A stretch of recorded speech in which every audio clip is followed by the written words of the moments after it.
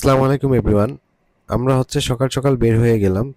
আজকে যেহেতু শ্রীমঙ্গলে আছি, তো আমরা সারাদিন আজকে ঘুরবো। ঘুরে সন্ধ্যার দিকে আমরা যে কোনো একটা রিসোর্ট ঠিক করে চলে যাব। তো আমরা এখন যেহেতু সকালবেলা বের হয়ে গেলাম, আমরা ফার্স্টে ডিসিশন সিলেক্ট করলাম যে আমরা ন্যাশনাল টি আর মাধবপুর লেক, এই দুইটা জায়গায় আমরা ঘুরতে যাব। তো শ্রীমঙ্গলে আসলে আসার পর থেকেই মানে পরিবেশটা দেখে মনটা শান্তি হয়ে যাচ্ছে।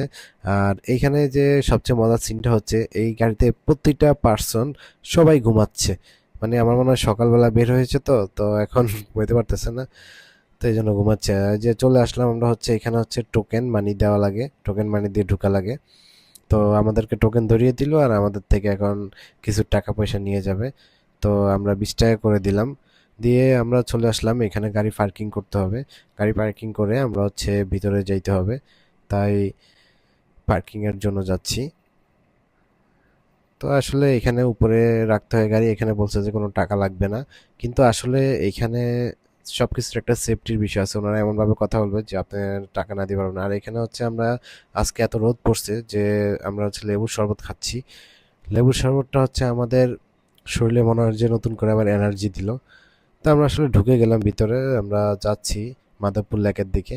এই লেকটা আসলে অনেকই তো অনেক ভিডিও দেখলাম, অনেক কিছু সবাই বলতেছে এই জায়গাটা খুব সুন্দর। যাই হোক, আসলে শ্রীমঙ্গলে ঢোকার পর থেকে প্রতিটা জায়গায় আমার থেকে খুব সুন্দর লাগতেছে। এই যে আমাদের দুই পাশে যে আছে এগুলো ন্যাশনালিটি, আর এটা সেই মাধবপুর লেক, যে লেক দেখার জন্য হাজার হাজার মানুষ এখানে আসে।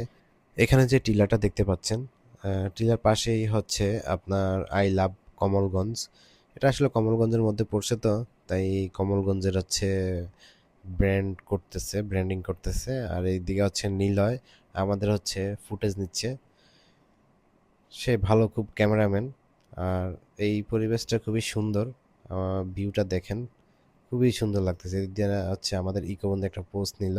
আর আসলে এই ভিউটা দেখে আমার কাছে মনে হয় যে ক্যাপচার না করতে পারলে কিছু একটা মিস হয়ে যাবে। সেই জন্য আমি একটু হেঁটে হেঁটে ভিডিও নিচ্ছি, বিভিন্ন ফুটেজ নেওয়ার ট্রাই করতেছি, দেখি কতটুকু কি করা যায়। আর এখানে আমাদের আসলে ঘুরলাম, ভালো সময় স্পেন্ড করলাম।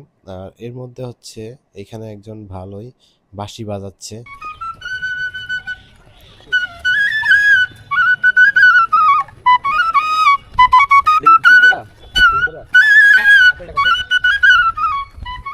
লোকটা খুব সুন্দর বাঁশি বাজায়, তাই একটু দাঁড়িয়ে দাঁড়িয়ে শুনলাম। চলে আসলাম, আমরা এখন বের হয়ে যাব এখান থেকে। আমরা যাব জিরো পয়েন্ট। তো মোটামুটি আমরা বের হয়ে গেলাম।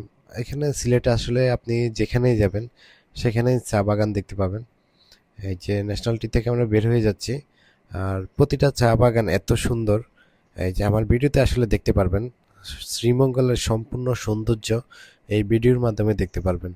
কারণ আমরা আমি যতটুকু পেরেছি আমি ক্যাপচার করার জন্য চেষ্টা করছি সুন্দর সুন্দর ভিউগুলো।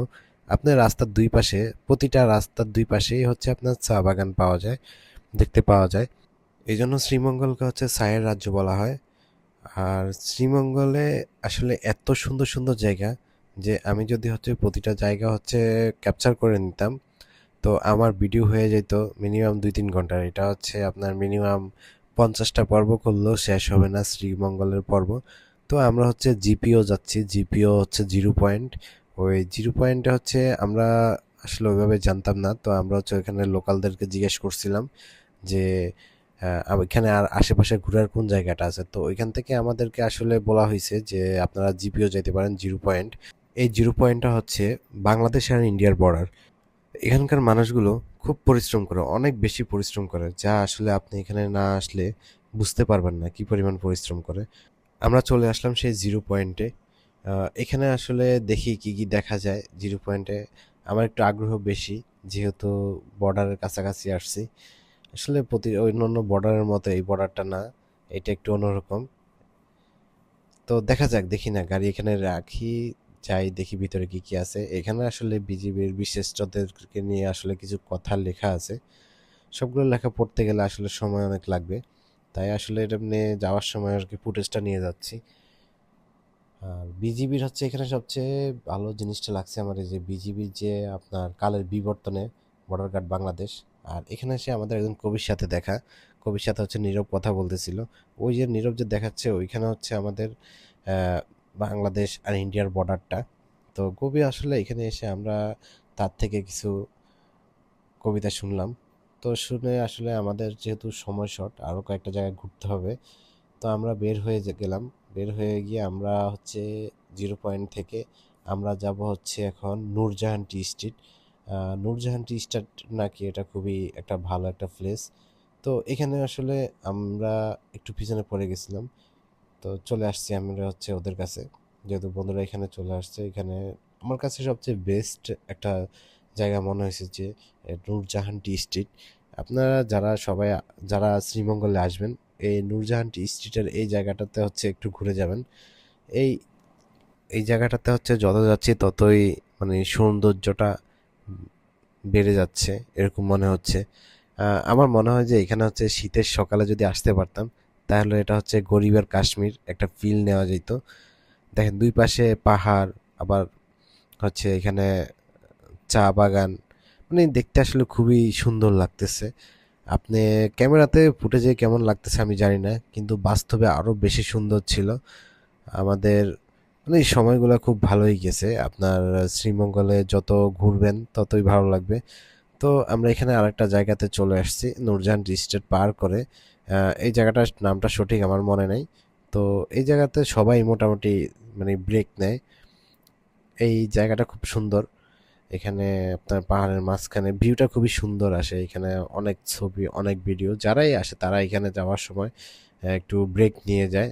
তো আমরা অলরেডি আমাদের বিকাল হয়ে গেছে, আমরা এখানে খাওয়া দাওয়া করছিলাম হোটেলে। খাওয়া দাওয়া করে আমরা চলে যাব হচ্ছে, আমরা যেহেতু এখনো রিসোর্ট বুক করি নাই, তো আমরা চলে যাব হচ্ছে রিসোর্টের উদ্দেশ্যে রাত্রে থাকার জন্য। এটা হচ্ছে গ্র্যান্ড সুলতান। গ্র্যান্ড সুলতানের সামনে দিয়ে হচ্ছে আমরা যাচ্ছি। গ্র্যান্ড সুলতানটা হচ্ছে বাংলাদেশের অন্যতম একটা 5 স্টার হোটেল। তো এখানে যেহেতু আসলে বাজেট অনেক বেশি, তাই আসলে এখানে আমাদের পক্ষে থাকা, আমরা থাকবো না এখানে। তা আমরা একটু শহরের দিকে যাচ্ছি। শহরের দিকে আমরা হচ্ছে কম খরচের মধ্যে যেন থাকতে পারি ওইভাবে একটা রুম দেখব। রুম দেখে হচ্ছে আমরা ওইখানে থাকবো। আমার কাছে শ্রীমঙ্গলের সবচেয়ে বেশি বেস্ট লাগছে এই রাস্তাটা। এই রাস্তাটার দুই পাশের ভিউটা খুবই সুন্দর ছিল। খুবই শ্রীমঙ্গলের বেস্ট মনোমুগ্ধকর একটা রোড। পরিবেশ। এই রোডটা হচ্ছে আমার কাছে বেস্ট সবচেয়ে বেস্ট মানে সুন্দর লাগছে। তারপর হচ্ছে আমরা সকালবেলা তো চলে হচ্ছে যাচ্ছি রাত্রে আমরা সময় সব পার করলাম। শমশেরনগর সময় শেষ গোল্ফ করে ক্লাব। আমরা হচ্ছে চলে আসছি ওইটার এখন। উদ্দেশ্যে আমরা রওনা হয়ে গেছি। আমরা উদ্দেশ্যে যেহেতু আমাদের একটা ভুল হয়েছে, আমরা চাইলে হচ্ছে গতকালকে এদিকে ঘুরে যেতে পারতাম, তাহলে আর আমাদের এত দূরে আসতে হতো না। যাক, দেখতে দেখতে চলে আসলাম হচ্ছে শমশেরনগর গোল্ফ ক্লাব। এই জায়গাটা আসলে অনেক সুন্দর ছিল। আমার মতে শ্রীমঙ্গলে ঘোরার জন্য বেস্ট সময় হচ্ছে শীতকাল। আর এখানে অনেক রোদ থাকার কারণে আমরা আসলে ওইভাবে কোনো কিছু করতে পারতেছিলাম না। যেহেতু আমরা হচ্ছে দুপুর টাইম আসছি, এই দুপুর টাইম হচ্ছে আরও অনেক বেশি রোদ ছিল। আমি একটু কয়েকটা শট নিয়ে নিলাম। যেহেতু আসছি, এমনি তো আর চলে যাওয়া যায় না, প্রচুর গরম ছিল। এর মধ্যে হচ্ছে এই যে অটোতে করে হচ্ছে আমাদের এখানেও আসলে সিন্ডিকেট চলে সব জায়গায়, বাংলাদেশের প্রতিটা অঞ্চলে এখন সিন্ডিকেটে ভরপুর। তো আসলে এটার কাহিনী আর পরে বলবো। আর এদিকে হচ্ছে আমরা শ্রীমঙ্গলে আমরা যেহেতু আজকে হচ্ছে ঢাকার উদ্দেশ্যে রওনা দিব, রাস্তার মধ্যে গ্যাঞ্জাম গ্যাঞ্জাম লেগে গেছে। আহ, তো আসলে আমাদের সময় খুবই শর্ট, সেই জন্য আসলে আমরা দাঁড়ালাম না এখানে। আমাদের হচ্ছে আজকে ঢাকায় ব্যাক করতে হবে। তারপর হচ্ছে আমরা চলে আসলাম হচ্ছে লাউয়াছড়া জাতীয় উদ্যান। আসলে আমাদের হাতে সময় না থাকার কারণে আমরা ভিতরে ঢুকতে পারিনি। তো আমরা হচ্ছে বাইরে থেকে হচ্ছে কিছু একটু ওয়েট করে আমরা চলে যাব। এখানে আমাদের জন্য একজন ওয়েট করতেছিল, একটা ছোট ভাই আসছিল আমাদের সাথে দেখা করার জন্য। তো আমরা আসলে দেখা করে আমরা চলে যাচ্ছি। আমার দেখা সবচেয়ে বেস্ট একটা প্লেস ছিল আহ, এই রোডটা হচ্ছে আমি যতক্ষণ এই রোডে রাইড করছি ততক্ষণই আমার মানে মাইন্ডটা খুবই ফ্রেশ ছিল। তো আমরা অলরেডি বের হয়ে যাচ্ছি। বাই বাই শ্রীমঙ্গল, দেখা হবে আবার।